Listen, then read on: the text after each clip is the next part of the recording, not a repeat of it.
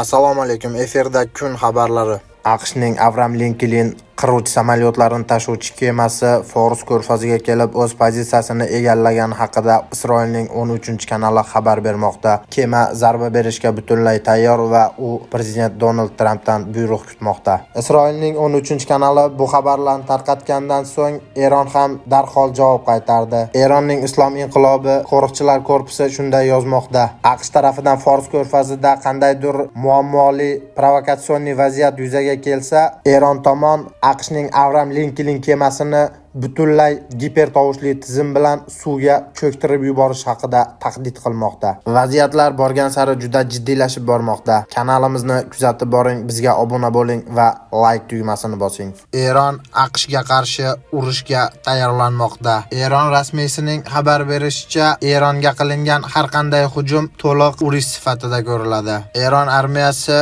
urushga yuqori darajada tayyor turibdi va eng yomon ssenariyga ham tayyorgarlik ko'rmoqda. Avvalroq Eronda fuqarolar qo'zg'oloni paytida ham AQSh Eronga zarba berishni iddao qilgan edi. O'sha paytda Eron rasmiylari AQSh tomonidan qilingan har qanday hujum uchun Isroil juda katta badal to'lashini ma'lum qilgan edi. Eronning bunday tahdidli so'zlaridan so'ng Isroil bosh vaziri Benyamin Netanyahu Donald Trampga telefon qilib, hujumni kechiktirib turish haqida so'ragan edi. Mana oradan 10 kun o'tdi, Eron va Isroil bir-biriga qarshi jangga tayyor ekanligini ma'lum qilmoqda. Agar Eron va AQSh o'rtasida to'qnashuv yuzaga kelsa, Fors ko'rfazi mintaqasida juda katta muammolar bo'lishi mumkin. Erondagi bunday tahlikaviy vaziyatdan so'ng bir qator Yevropa davlatlari o'z fuqarolariga Eronni darhol tark etishini so'rab murojaat yo'llagan. Ayrim davlat prezidentlari esa